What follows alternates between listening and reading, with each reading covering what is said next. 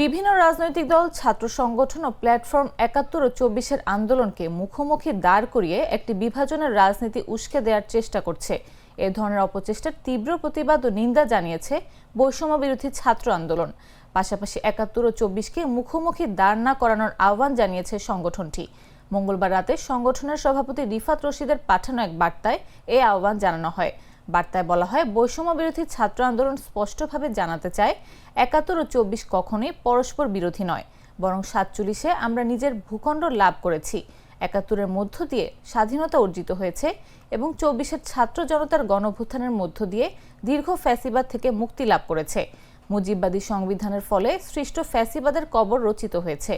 বৈষম্য বিরোধী ছাত্র আন্দোলন মনে করে ৪৭, ৭১ ও ২৪ এই ভূখণ্ডের মুক্তি সংগ্রামের এক একটি ইতিহাসের ধারাবাহিকতা, যার সবই আমাদের গৌরবের অংশ।